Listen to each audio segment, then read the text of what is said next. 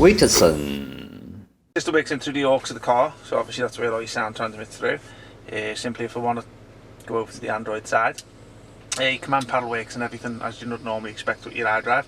You can go over to the Android side simply by holding down the menu button, which is next to the command panel down below, or you can press the touchscreen if you're just lazy, and it takes you over to this here, which is the latest Android. I think it's Android 12 now, guys, I think, or Android 13, I'll check anyway in the description.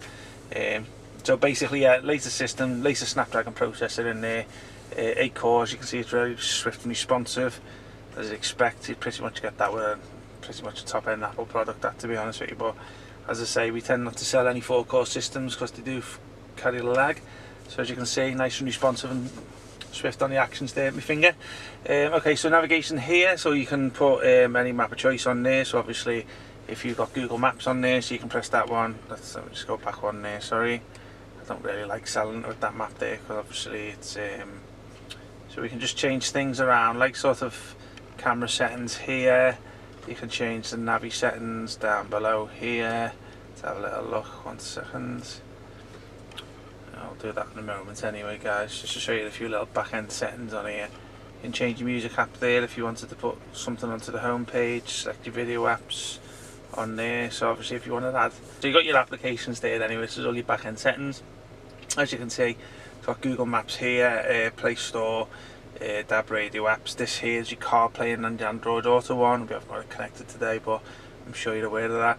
We've also installed a DVR camera today, which is the front facing one. They are $49.99. You link up with any of our systems with your Android, and you pretty much get an app there. So as you can see, we've got the shutters down today. Only reason being, so it gives you a nice proportionate sort of light in the car. But as I say, we will. You can do all your playbacks there and stuff like that. Also put a rear camera on the car. So say I'm not going to run and show that because I don't want to run the engineer over. So okay, you can do this here and change like the back end colours, which is nice there. It's got built-in Bluetooth here, and also music streaming, so you can stream your music from it. But I'll be truthful, it's a little bit of a thing of the past now because everyone's going down the route of putting Spotify and YouTube music onto the systems. Dashboard here, which shows you the revs. So if I put my foot down, you can see it going up and down there. That works with that too. Let's go back over to there. Here's your video. I'll just show you what the HD videos look like on here. There should be a demo one on here. Let's see if it pops on. Sometimes it takes a little bit longer. There is one hidden in the background, so there you go.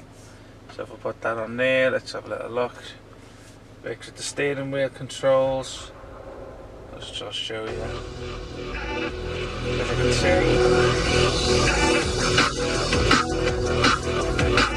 So I'll just lower that down on the steering wheel. So that's your HD video side of things too. You can put your movies on a pen stick, and also you can play your music through that too. Also, okay, so if you want to add, say, an app to there and customize your home page, you can just select it there and it comes on the home page. You can move them around. 1 second, move it around. 1 sec. Just move that to there if you want to. So you can do that too. So you can customize that too if you wish. Go into the back end settings, Android. Yeah, just as a little, yeah, a few little apps which are on there.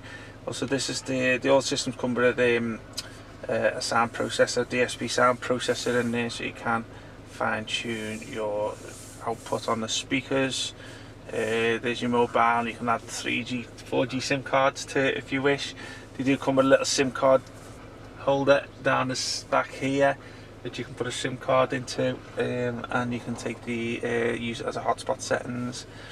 Just as you would normally expect with Android, you got all these back end settings here. So obviously control stuff like that. Okay, so there's not much else I can show you today, guys, without me logging onto the CarPlay app and stuff like that. So I'll bring it to an end today. So if you got any questions, give us a shout. We'll put all our car details down into the description down below, and I'll link to the product. Thanks. Have a nice day now. Bye bye. WITSON.